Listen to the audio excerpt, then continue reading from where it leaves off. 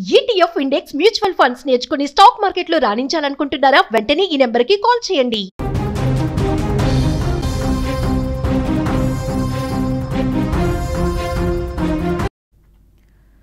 ఇప్పుడు సన్నీ యాదవ్ ఎక్కడున్నాడు?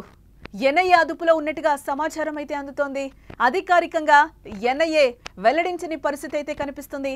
సన్నీ ఆచూకీ కోసం కోర్టును ఫ్యామిలీ ఆశ్రయించిన పరిస్థితి గతంలో మనం చూసాం. ఆపరేషన్ ఎన్లో భయ్యా సన్నీ యాదవ్ ఉన్నాడా? ఇప్పటికే బయటకు వచ్చిన జ్యోతి మల్హోత్రా పేరు మనం విన్నాం. జ్యోతికి భయ్యాకు కూడా లింకులు ఉన్నాయా అనే అనుమానం అయితే కలుగుతోంది. పోయిన నెల 29వ తారీఖునైతే చెన్నై ఎయిర్పోర్టులో అయితే సన్నీ యాదవ్ని పోలీసులు అరెస్ట్ చేసిన పరిస్థితి కనిపిస్తుంది. అప్పటి నుంచి ఇప్పటి వరకు కూడా సన్నీకి సంబంధించి ఎటువంటి లీకులు కూడా బయటకి రాని పరిస్థితి కనిపిస్తుంది. ఇదే నేపథ్యంలో ఫ్యామిలీ కూడా కోర్టును ఆశ్రయించిన పరిస్థితి కనిపిస్తుంది. తన ఆచూకీ చెప్పాలి అని కూడా ఇదే నేపథ్యంలోనే ఉగ్రవాదులతో ఎటువంటి సంబంధం లేదు అని చెప్పి కూడా గతంలో తన సన్నీ ఫ్రెండ్ అలాగే తండ్రి కూడా చెప్పిన పరిస్థితి కనిపిస్తుంది.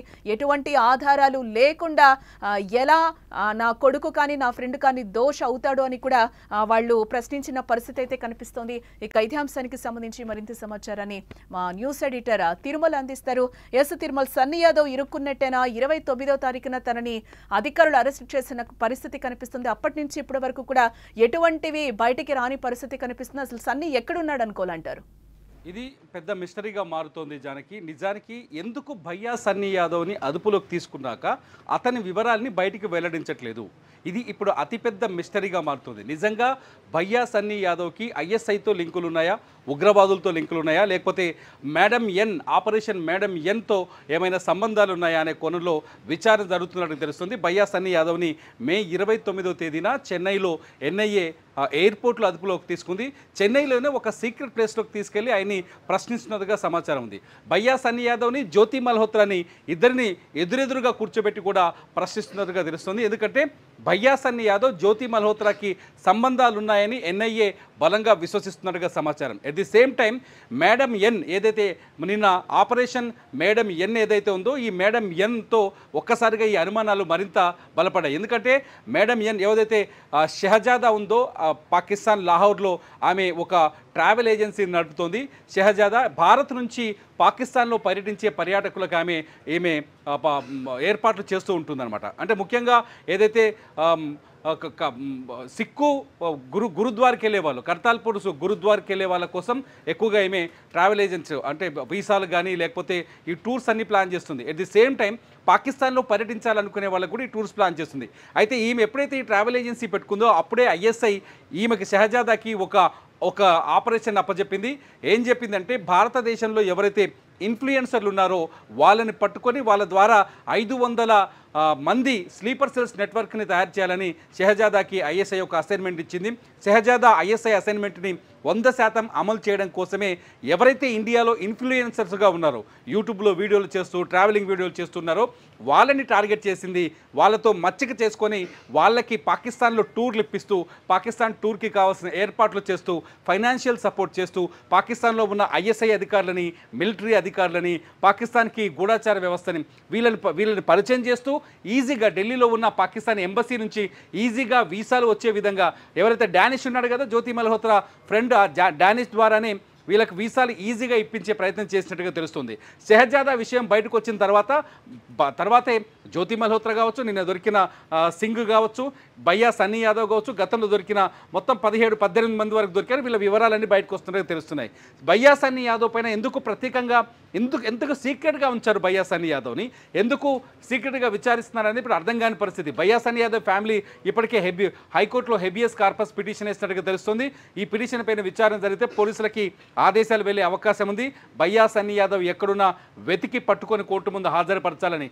ఒకవేళ ఈ పిటిషన్ పైన విచారణ జరిగితే కోర్టు ఆదేశాలు జారీ చేసే భయ్యా సన్నీ యాదవ్ వివరాలు అప్పుడు బయటకు వచ్చే అవకాశం ఉంది. అయితే భయ్యా సన్నీ యాదవ్కి మేడం ఎన్ షహజాదాకి సంబంధాలు ఉన్నాయా లేదా అనేది ఇప్పుడు అతిపెద్ద ప్రశ్న. ఎందుకంటే భయ్యా సన్నీ యాదవ్ పాకిస్తాన్లో 2 నెలలు ఉన్నాడు. ఒక్కరోజు కాదు, 2 రోజులు కాదు, ఒక సింగిల్ టూర్ కాదు, 2 నెలలు ఉన్నాడు. ఆ రెండు కూడా ఎప్పుడంటే భారతదేశంలో అంటే భయ్యా సన్నీ యాదవ్ పైన ఏదైతే ఈ బెట్టింగ్ యాప్స్కి సంబంధించిన ఆరోపణలు జరిగాయి. బెట్టింగ్ యాప్స్ పైన భయ్యా సన్నీ యాదవ్ పైన సూర్యాపేట పోలీసులు కేసు నమోదు చేశారు. ఈ బెట్టింగ్ యాప్స్ పై కేసు పైన భయ్యా సన్నీ యాదవ్ హైకోర్టులో ముందస్తు బెయిల్ కోసం ప్రయత్నాలు చేశారు. ముందస్తు బెయిల్ రాకపోవడంతో భయ్యా సన్నీ యాదవ్ దుబాయ్లోనే ఉన్నాడు. దుబాయ్లో ఉండగానే పాకిస్తాన్ టూర్ని ప్లాన్ చేశాడని తెలుస్తుంది. దుబాయ్లో ఉండి పాకిస్తాన్కి వెళ్ళి ఒకసారి కాదు దాదాపు 4 సార్లు వెళ్ళారని ఇంటెలిజెన్స్ వర్గాల నుంచి అందుతున్న సమాచారం. ఎందుకు 4 సార్లు భయ్యా సన్నీ యాదవ్ అక్కడికి వెళ్ళాడు?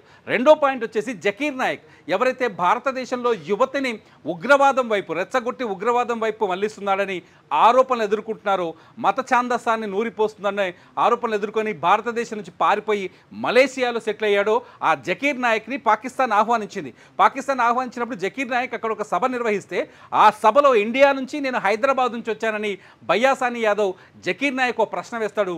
ఆ వీడియో కూడా ఇప్పుడు వైరల్గా మారింది. అంతేకాదు పాకిస్తాన్లో నాకు ఒక అమ్మాయి ఫ్రెండ్ ఉందని చెప్పేసి మాట్లాడతాడు. ఆ ఫ్రెండ్ ఎవరనేది ఇప్పుడు ప్రశ్నిస్తున్నట్టు తెలుస్తుంది. భయ్యా సన్నీ యాదవ్కి పాకిస్తాన్లో బలమైన నెట్వర్కే ఉన్నట్టుగా తెలుస్తుంది.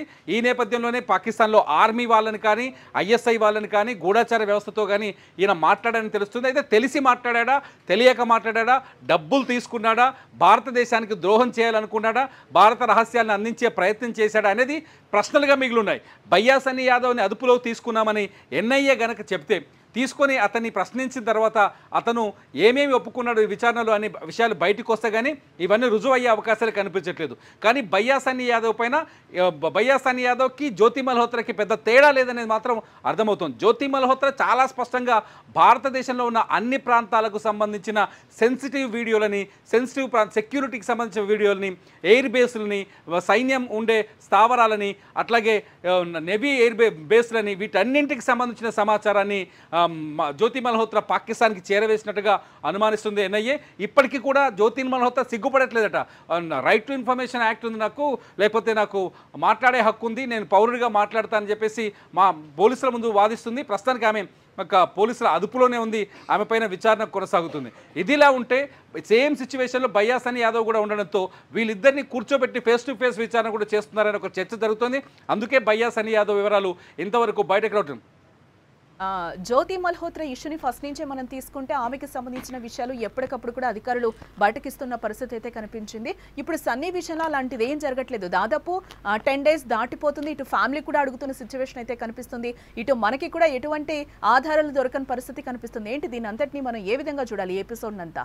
అదే మిస్టరీ జానకి ఇక్కడ. ఎందుకు ఎన్ఐఏ అంటే ఒకవేళ దేశ భద్రతకు ముప్పు కలిగించే అంశాలు ఉన్నప్పుడు ఆటోమేటిక్గా విషయాన్ని బయటకు రాకుండా అడ్డుకునే అవకాశం ఉంటుంది.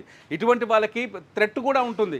ఒకవేళ వేరే దేశం కోసం, పాకిస్తాన్ కోసం పనిచేశాడనుకోండి, ఒకవేళ భయ్యా సన్నీ యాదవ్ తెలిసో తెలియకో పాకిస్తాన్కి సమాచారం ఇవ్వడమో, పాకిస్తాన్ కోసం పనిచేశాడనుకోండి, అతని దగ్గర ఉన్న వివరాలు బయటకు వస్తే పాకిస్తాన్ దోషిగా దొరికే అవకాశాలు ఉంటాయి. కాబట్టి అటువంటి వాళ్ళకి థ్రెట్ కూడా ఉండే అవకాశం ఉంటుంది. కాబట్టి అందుకే సీక్రెట్గా వీళ్ళని విచారిస్తున్నారని తెలుస్తుంది. ఇటువంటి వాళ్ళకి ఖచ్చితంగా థ్రెట్ ఉంది, ప్రాణాలకి ముప్పు కూడా ఉంటుంది.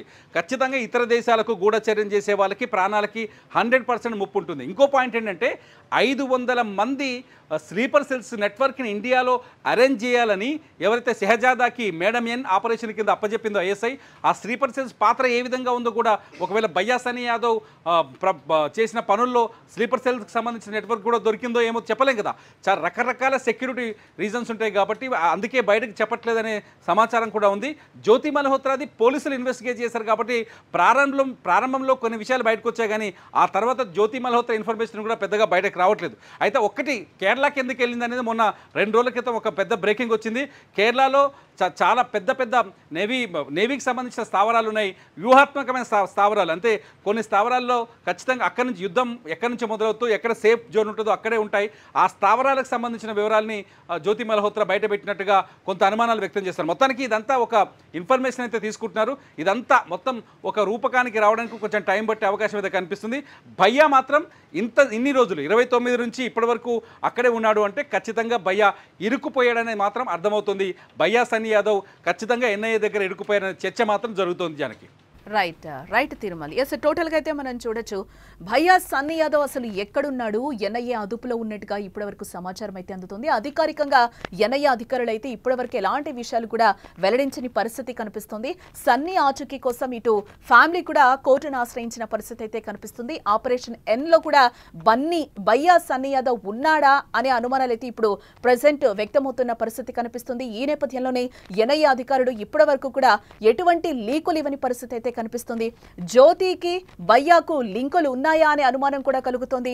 ఎన్ఐఏ అధికారులు జ్యోతి కానీ భయ్యాని కూడా సన్నీ యాదవ్ ని కూడా దగ్గర కూర్చోపెట్టుకుని క్వశ్చన్స్ అడుగుతున్న పరిస్థితి అయితే కనిపిస్తుంది. ఇటు ఫ్యామిలీ కూడా నాకు కొడుకు ఆచూకీ కావాలి అని చెప్పి కూడా ఇటు వాళ్ళు కూడా అడుగుతున్న పరిస్థితి కనిపిస్తుంది. ఈ విషయంలో తీగ లాగితే డొంక కదులుతున్న పరిస్థితి అయితే కనిపిస్తుంది. ఎవరెవరు ఉన్నారు అనేది అయితే బయటపడుతున్న పరిస్థితి. ఎక్కడ జ్యోతి మల్హోత్రా, ఎక్కడ భయ్యా సన్నీ యాదవ్ అనే క్వశ్చన్స్ కూడా రేజ్ అవుతున్న పరిస్థితి కనిపిస్తుంది. మధ్యలో మేడం ఎన్ అని కూడా షెహజాదా ఉంది. షెహజాదాని పాకిస్తాన్ కి వెళ్ళడానికి కూడా పర్మిషన్స్ ఇస్తున్నట్టు, వాళ్ళకి కావాల్సిన ట్రాన్స్పోర్ట్ మొత్తం చూస్తున్నట్టుగా కూడా తెలుస్తోంది. ఎస్, దీనికి సంబంధించి ఇంకా ఎలాంటి అంశాలు బయటకు వస్తాయని కూడా తెలియాల్సిన అంశం.